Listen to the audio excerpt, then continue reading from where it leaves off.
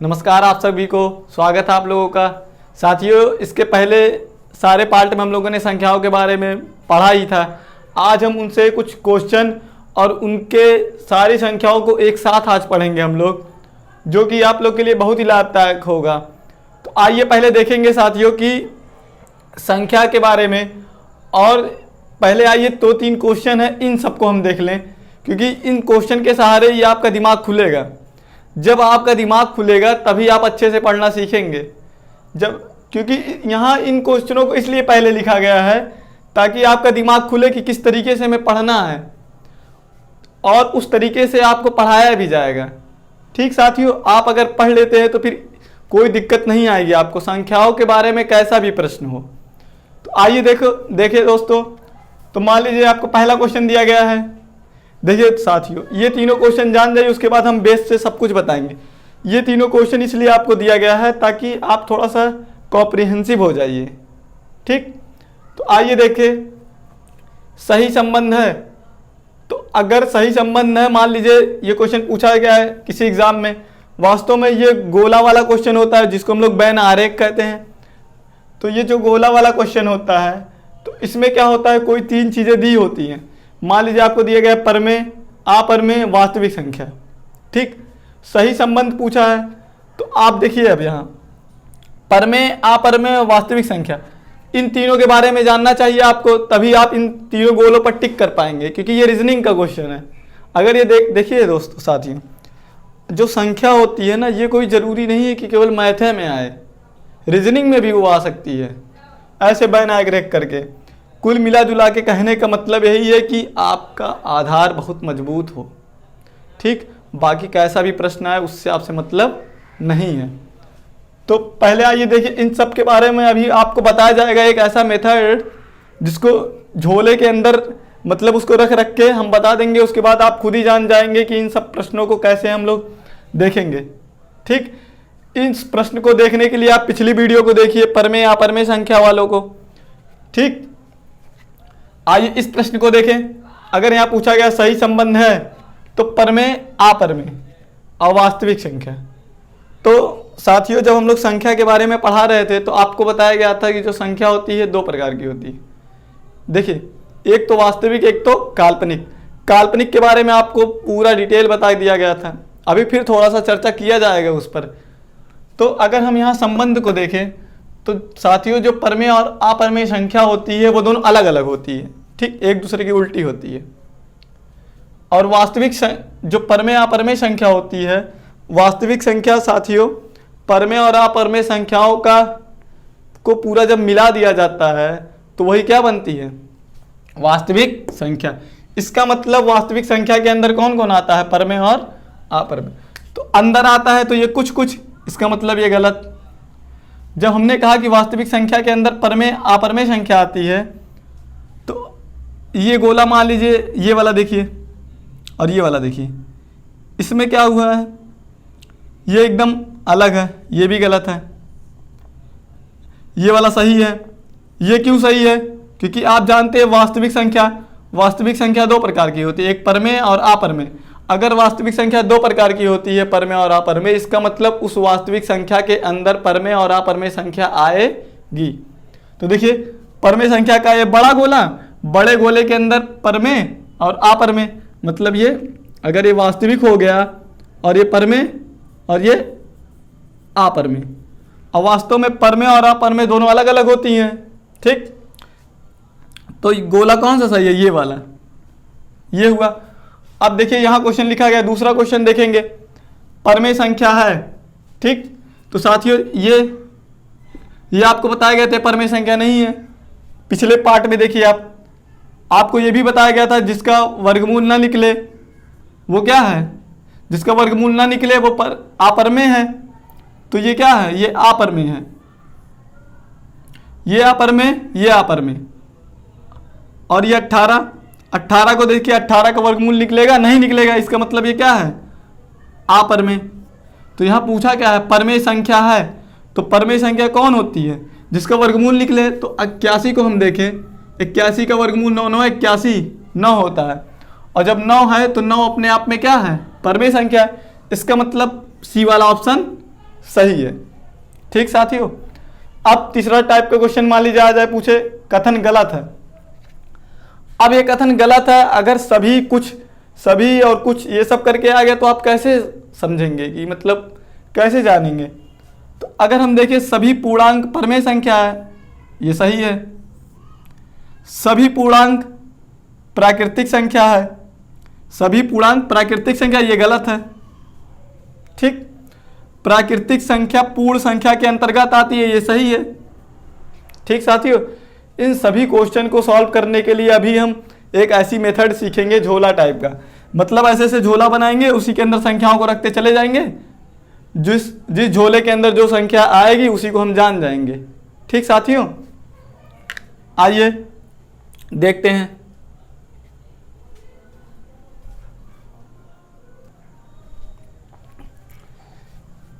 देखिए ये लिख उठा, तो ये संख्या है, आपको बताया गया था संख्या क्या होती है। संख्या का मतलब जब हम लोग अंकों को साथ साथ आपस में रख देते तो संख्या बनती है।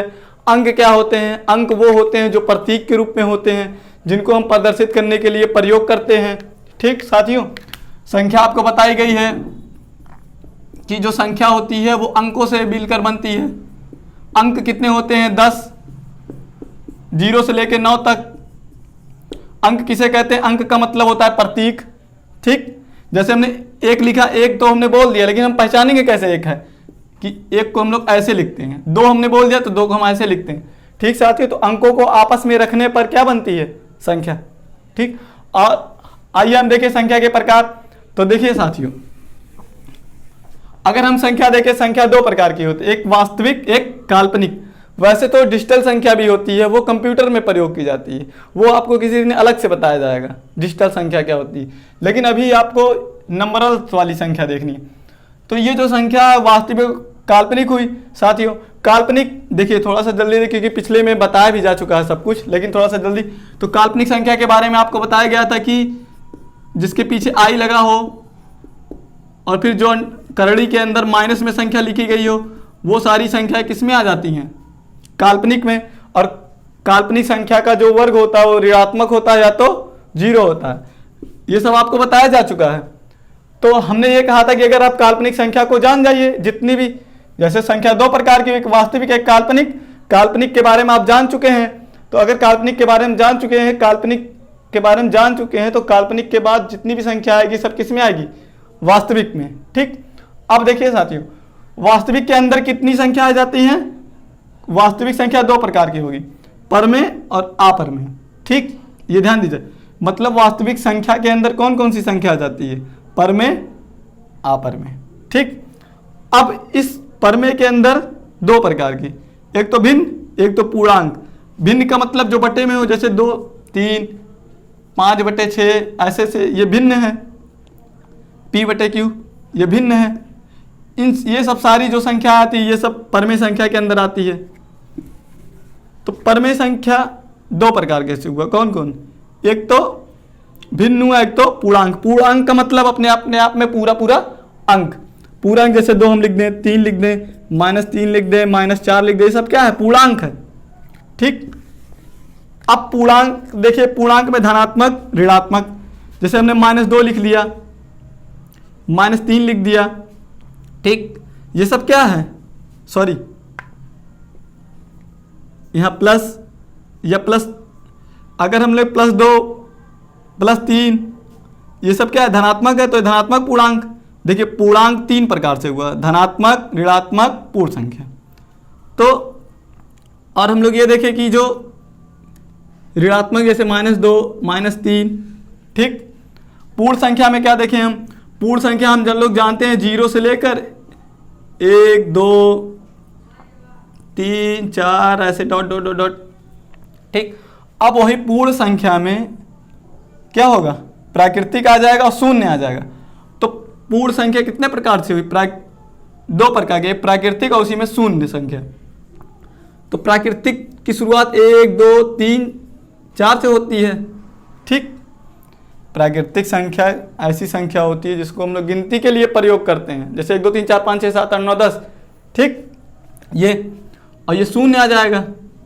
ठीक, इस तरीके से। अब आइए देखिए अब आइए हम संख्या रेखा अगर खींचेंगे, संख्या रेखा के सहारे से हम सभी को एक साथ जानेंगे संख्या रेखा के सहारे, और हम लोग ऐसे ऐसे झोला टाइप बनाएंगे। मतलब उस संख्या को उसके अंदर अंदर रखते चले जाएंगे, उसके बाद हम देख के बता देंगे कि ऐसे ऐसे होता है सभी। और कुछ कुछ वाले जैसे प्रश्न आ जाए कुछ कि सभी परमेय संख्या पूर्णांक होती हैं, सभी प्राकृतिक संख्या धनात्मक होती हैं, ऐसे ऐसे जैसे जैसे प्रश्न आएंगे वैसे वैसे हम लोग उसको हल करेंगे। फिलहाल आपको इतनी ही संख्या के बारे में सीखना है। ठीक, ये संख्या आपको सिखाई जा चुकी है। दोस्तों, जो संख्या रेखा होती है, वास्तव में जो संख्या रेखा होती है एक ऐसी रेखा होती है जिस पे केवल वास्तविक संख्या को ही प्रदर्शित किया जाता है। ठीक, अगर हम आपसे कोई पूछे कि जो क्या संख्या रेखा पर अपरिमेय संख्या को प्रदर्शित किया जाता है, हाँ बिल्कुल सही। संख्या रेखा पर साथियों केवल काल्पनिक संख्या को प्रदर्शित नहीं किया जाता, बाकी जो वास्तविक संख्या को प्रदर्शित किया जाता है। अब वास्तविक संख्या के अंदर ये सब सारी, ये जितनी भी सारी हैं सब किसमें आ जाती हैं? वास्तविक संख्या के अंदर। परमेय, अपरमेय, पूर्णांक, भिन्न, धनात्मक, ऋणात्मक, पूर्ण संख्या, प्राकृतिक, शून्य। ठीक, ये सब आ जाती है उसमें। तो जो संख्या रेखा होती है वो वास्तव में वास्तविक संख्या की रेखा होती है। मतलब उस संख्या रेखा पर केवल वास्तविक संख्याओं को ही अंकित किया जाता है। ठीक, आइए हम संख्या रेखा को अच्छे से खींचें, इसको इरेज करते हैं। इसको एक बार ध्यान से आप लोग नोट देख लीजिए।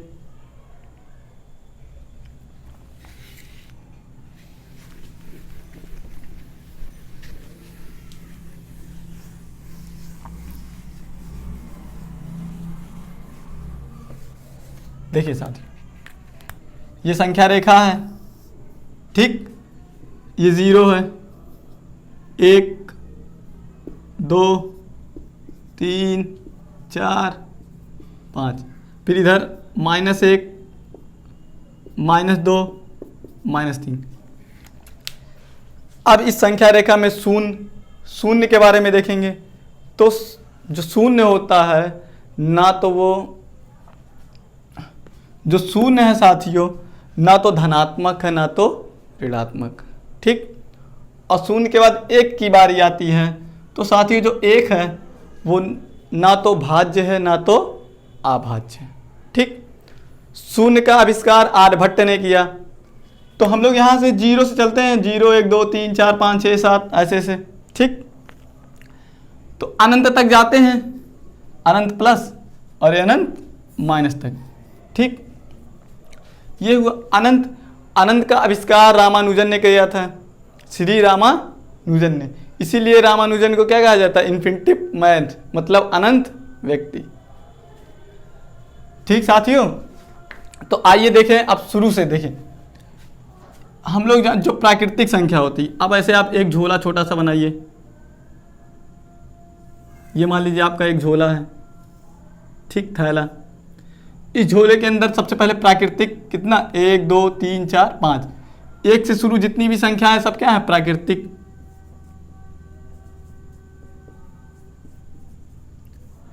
अब आपको प्राकृतिक पता चला। अब अगर हम 0 से उठें, 0 1 2 3, तो जब हम प्राकृतिक संख्या में 0 को भी शामिल कर लेते हैं तो वो संख्या क्या बन जाती है? पूर्ण संख्या। तो इसका मतलब जितनी भी सारी संख्या प्राकृतिक है सब किसके अंदर आ जाती है? इस झोले के अंदर पूर्ण संख्या। देखिए साथियों, आराम आराम से देखिएगा। ठीक, इसका मतलब जितनी सारी संख्याएं हैं सबके क्या हैं?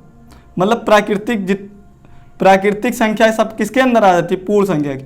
अब यहाँ पूछा जाए अगर आपसे क्वेश्चन आपसे ये पूछे कि सभी प्राकृतिक संख्या पूर्ण संख्या है, तो इसका मतलब आपका जवाब क्या होगा? हाँ, सभी प्राकृतिक संख्या पूर्ण संख्या है। लेकिन वहीं पे इसी क्वेश्चन को पलटा जाए और आपसे ये पूछे कि क्या सभी पूर्ण संख्या प्राकृतिक संख्या है, तब वहीं पे वो कथन गलत हो जाएगा। क्योंकि आपने ये देखा कि जो प्राकृतिक संख्या है, प्राकृतिक संख्या का जो झोला है वो पूर्ण संख्या के झोले के अंदर आ रहा है। ठीक, अब आपको पता है जो पूर्ण संख्या है, ठीक, पूर्ण संख्या किसके अंदर आ जाती है? पूर्णांक के। किसके आ जाती है? पूर्णांक संख्या वाले झोलम। ठीक, अब यहां फिर यही क्वेश्चन बनता है, अगर यही क्वेश्चन फिर बनता है कि क्या सभी पूर्ण संख्या पूर्णांक है? बिल्कुल सही, सभी पूर्ण संख्या क्या है? पूर्णांक है। अब यहीं पे फिर क्वेश्चन को पलटा जाए और आपसे पूछा जाए क्या सभी पूर्णांक पूर्ण संख्या हैं? तो ये बिल्कुल गलत होगा, क्योंकि हम जानते हैं सभी पूर्ण संख्या पूर्णांक हैं, लेकिन सभी पूर्णांक पूर्ण संख्या नहीं है, क्योंकि पूर्णांक संख्या भैया पूर्णांक के झोले के अंदर आ गया।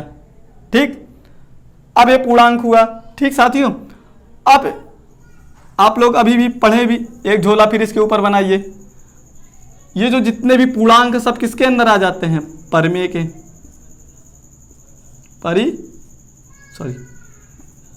परमेय के। अब यहां से क्वेश्चन पूछा जाए आपसे, फिर क्वेश्चन बना कि क्या सभी पूर्णांक परमेय संख्या है? बिल्कुल सही है, सभी पूर्णांक परमेय संख्या हैं। अब यहीं पे क्वेश्चन को पलटा जाए, क्या सभी परमेय संख्या पूर्णांक है? गलत बात है, सभी परमेय संख्या पूर्णांक नहीं है, कुछ परमेय संख्या भिन्न भी हैं। ठीक साथियों, कुछ परमेय संख्या भिन्न भी है, क्योंकि अभी भी आपको बताया गया कि परमेय संख्या दो प्रकार की होती है, एक भिन्न और एक पूर्णांक। ये बताया गया आपको अभी भी कि जो परमेय संख्या दो प्रकार की, एक भिन्न एक पूर्णांक। ठीक, तो यही क्वेश्चन बनता है, क्या अगर आपसे क्वेश्चन पूछा जाए क्या सभी पूर्णांक जो हैं ये सभी पूर्णांक क्या परमेय संख्या हैं? बिल्कुल सही है, सभी पूर्णांक परमेय संख्या हैं। अब फिर एक क्वेश्चन को अगर पलटा जाए, क्या सभी परमेय संख्या पूर्णांक हैं? तो यहाँ पे क्वेश्चन गलत हो जाएगा, क्योंकि आप जानते हैं कि परमेय संख्या के अंदर भिन्न भी आ जाता है, सिर्फ पूर्णांक ही नहीं आता।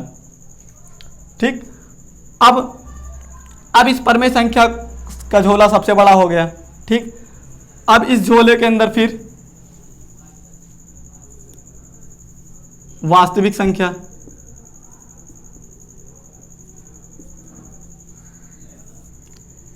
ठीक साथियों, वास्तविक संख्या, तो सभी परमेय संख्या जो हैं वो क्या है?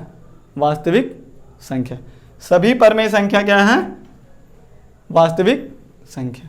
लेकिन फिर यहीं पे क्वेश्चन पलटता है, पूछा अगर आपसे पूछा जाए क्या सभी वास्तविक संख्या परमेय संख्या है? क्या सभी वास्तविक संख्या परमेय संख्या है? तो अगर सभी वास्तविक संख्या क्या परमेय संख्या है, तो यहाँ क्वेश्चन गलत हो जाएगा, क्योंकि आपको पता है कि जो वास्तविक संख्या होती है वो दो प्रकार की होती है, परमेय और अपरमेय। ठीक, तो वास्तविक संख्या के अंदर कौन आ जाती है? परमेय संख्या। ठीक, ऐसे ऐसे आप पूरा समझ लिए। प्राकृतिक संख्या पूर्ण संख्या के अंदर आएगी, फिर पूर्ण संख्या पूर्णांक के अंदर आ जाएगी, पूर्णांक किसके अंदर आ जाएगा? परमेय के, परमेय किसके अंदर आएगा? वास्तविक के। ठीक, अब उसके बाद संख्या, अब एक दूसरा झोला बनेगा अलग से, किसका बनेगा? काल्पनिक का। ठीक, अब इन दोनों झोलों को अगर मिला दिया जाए तो ये पूरा क्या बन गई? संख्या। ठीक, ये क्या बन गई? संख्या। अब अगर ऐसे अब एग्जाम्पल से देखिए आप, अब संख्या रेखा से कुछ देखिए, ये चीज आपको समझ में आ गई होगी कि सभी प्राकृतिक संख्या पूर्ण संख्या, सभी पूर्ण संख्या पूर्णांक, सभी पूर्णांक परमेय, सभी परमेय वास्तविक।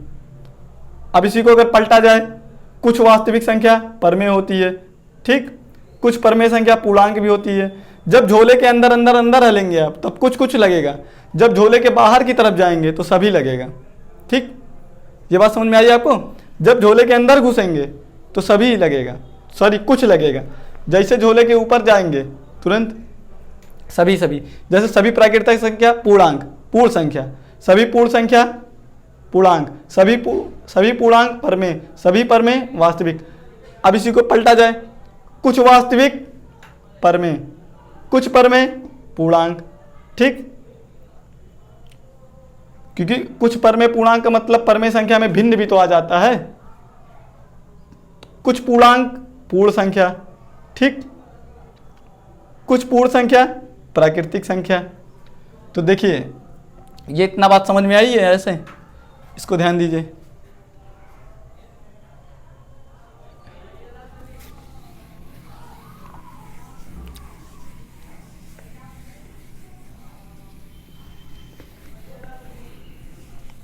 देखिए साथियों, सबसे पहले आइए हम लिखते हैं, जो शून्य है वो आर्यभट्ट ने खोजा, इन्फिनिटिव श्रीनिवास,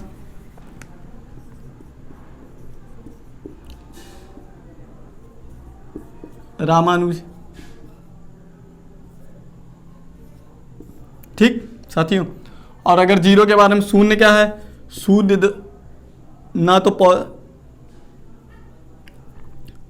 शून्य जो है ना तो धनात्मक पूर्णांक है और ना तो ऋणात्मक। ठीक, ये ध्यान दीजिएगा, जीरो ना तो धनात्मक पूर्णांक ना तो ऋणात्मक। शून्य को आर्यभट्ट ने खोजा है और अनंत को श्रीनिवास रामानुजन ने। ठीक, अब साथियों देखिए, ये एक से लेके ये अगर हम एक से गिनती करते हैं तो वो क्या बनती है, प्राकृतिक। ठीक, अगर इसी प्राकृतिक पे हम जीरो को भी शामिल कर लेते हैं तो ये दोनों संख्या क्या बन जाती है, मिलाकर पूर्ण संख्या। ठीक, तो प्राकृतिक संख्या क्या होती है, जो एक से लेके अनंत तक जाती है, या जिसको ऐसे हम लोग कहते हैं कि हम लोग प्राकृतिक संख्या के से क्या करते हैं, गिनती का काम करते हैं, 1 2 3 4। और उसी प्राकृतिक संख्या में जब जीरो आ जाता है तो हम क्या कहते हैं उसको, पूर्ण संख्या। ठीक, ये हुआ। अब अगर हम इधर आएंगे तो इधर आए अगर हम, तो ये -1 -2 -3, तो ये जो माइनस है, ठीक, आपको पता है जितना हम इधर जाते जाएंगे उस संख्या का मान उतना ही कम होता जाएगा। जैसे एक जो है, एक क्या है, एक साथियों सबसे, अगर -1 के बारे में पूछा जाए तो जो -1 है वो सबसे बड़ी ऋणात्मक पूर्णांक है, ऋणात्मक पूर्णांक। अगर हम इस वाले +1 की बात करें तो जो +1 है वो सबसे छोटा, +1 जो है वो सबसे छोटा, देखिए ये सब क्वेश्चन है, जो +1 है वो सबसे छोटा धनात्मक पूर्णांक है, पूर्णांक। ठीक साथियों, ये हो गया। जितना हम इधर जाते जाएंगे तो उतना ही संख्या का मान घटता जाएगा। अगर आपसे कोई पूछे कि सबसे बड़ी धनात्मक संख्या कौन है तो आप बताएंगे सबसे बड़ी धनात्मक संख्या को ज्ञात नहीं किया जा सकता। अगर आपसे पूछे कोई कि सबसे बड़ी ऋणात्मक संख्या कौन सी है तो सबसे बड़ी ऋणात्मक संख्या -1 है। ठीक, क्योंकि जितनी बड़ी संख्या अगर वो माइनस मिलेगी तो वो उतना ही छोटी, तो -1 -2 से बड़ी है, यानी कि सबसे बड़ी ऋणात्मक संख्या कौन सी है, पूर्णांक -1। ठीक साथियों, ये हुआ। इसी वास्तविक संख्या रेखा पर साथियों हम परमेय और अपरमेय संख्या को भी निरूपित करते हैं। ठीक, ये हुआ। भिन्न के बारे में आप जानते ही हैं, प्राकृतिक संख्या, पूर्ण संख्या, भिन्न। ठीक, भिन्न जो बटे में रहता है P/Q, इन सब के बारे में आप जान गए। और यहीं पे अगर पूछा जाए कि सबसे छोटी ऋणात्मक संख्या, तो सबसे छोटी ऋणात्मक संख्या को ज्ञात नहीं किया जा सकता, क्योंकि आप देख रहे हैं ये छोटी छोटी छोटी छोटी इधर से क्या होती जाएगी, छोटी। जितना आप माइनस की तरफ जाएंगे उतना छोटी, प्लस की तरफ जाएंगे तो उतना बड़ी। ठीक, जैसे 1 से बड़ा 2, 2 से बड़ा 3, 3 से बड़ा 4, 4 से बड़ा 5। ठीक साथियों, अब आइए एक क्वेश्चन आपसे पूछा जाएगा, लिखा जा रहा है, उसको बताइए आप।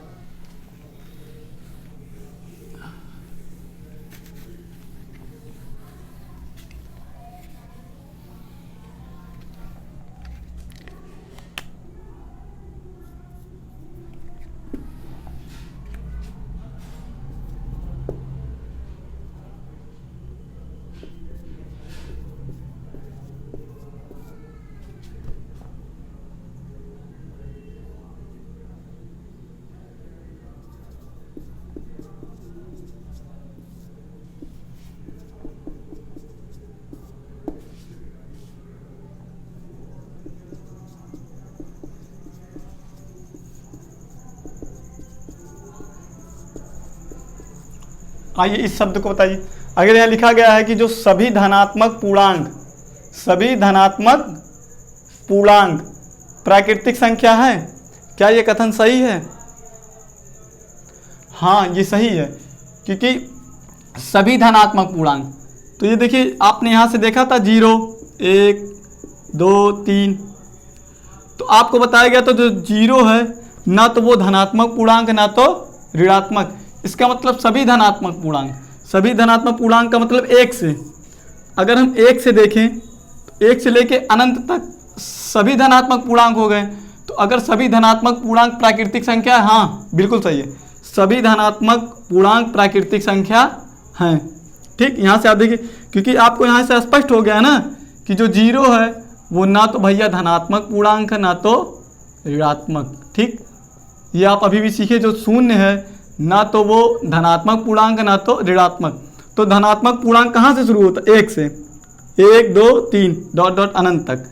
तो इसका मतलब सभी धनात्मक पूर्णांक प्राकृतिक संख्या हैं, बिल्कुल सही है, क्योंकि आप देख रहे हैं एक यहाँ से धनात्मक पूर्णांक शुरू हुआ और यहाँ से -1 ऋणात्मक पूर्णांक शुरू होता है। ठीक, ऐसे ऐसे आप हर एक क्वेश्चन को बता सकते हैं। ठीक, बाकी वीडियो को यहीं पे रोकेंगे, उसके बाद आपको फिर सारी संख्याओं के बारे में और भी, अभाज्य संख्या है, फिर क्रमागत संख्या क्या होती है, परफेक्ट नंबर क्या होता है, इन सब के बारे में चर्चा किया जाए। दोस्तों आपसे एक रिक्वेस्ट है कि आप चैनल को ज़रूर सब्सक्राइब करें। ठीक।